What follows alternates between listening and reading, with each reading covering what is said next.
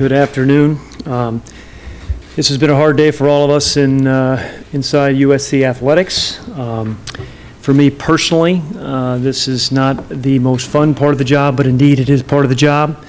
And my job is to do what I think is best for USC, and this decision I've made this morning I believe is best for USC.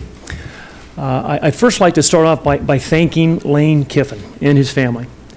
I personally have a great deal of respect for Lane personally and as a professional. He did a lot of things well under some very difficult circumstances here. No one could have worked harder.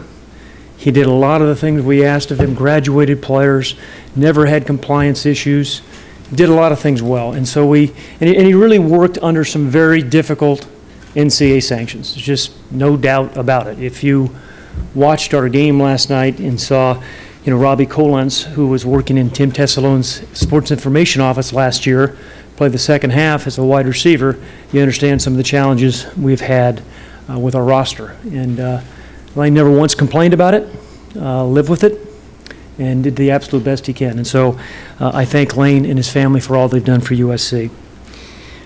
Sequencing of events, this morning we got on our plane at about 1 o'clock.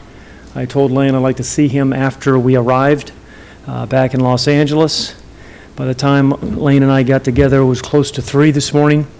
We met for about 45 minutes in a private room off where we, at the airport where we landed. Lane was clearly disappointed. He's a great recruiter. He battled me. He really tried to keep his job, and I respect him for that. I would have respected him less if he didn't. But at the end of the day, as I said, I think it was the right decision. That was roughly 3:45, 4 o'clock-ish this morning.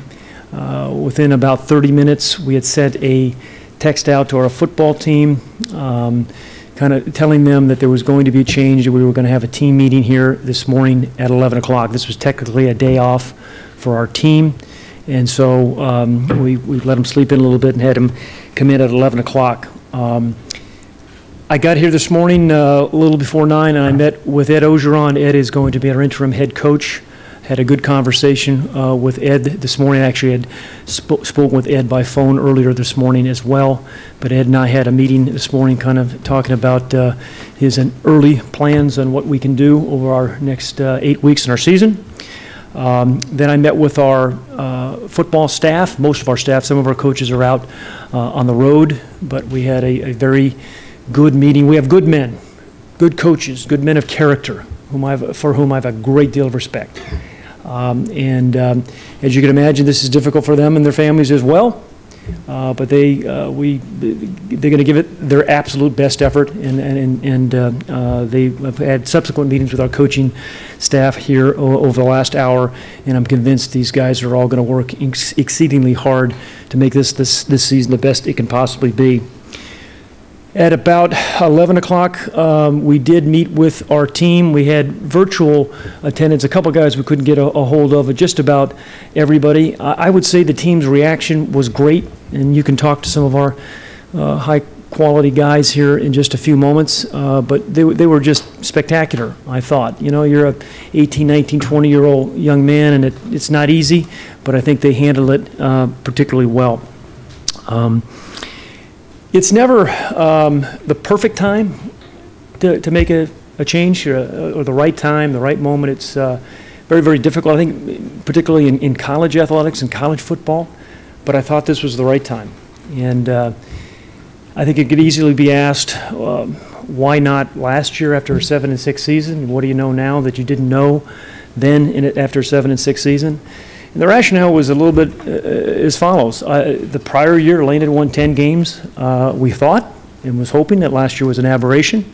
Felt we could rebound, make some changes, and indeed Lane did. Hired what we think is a spectacular defensive coordinator in Clancy Pendergast.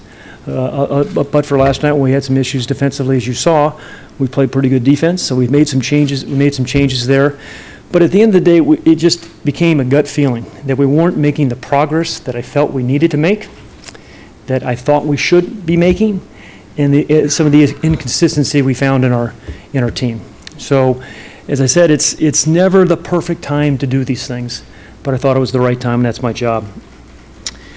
I mentioned we're going to have Ed Ogeron as our interim head coach. Ed has been here for 11 years, different terms, and very successful runs. He's got some head coaching experience. I think he knows USC. I think he's beloved by the USC family. He brings an incredible passion and energy that we need with this team.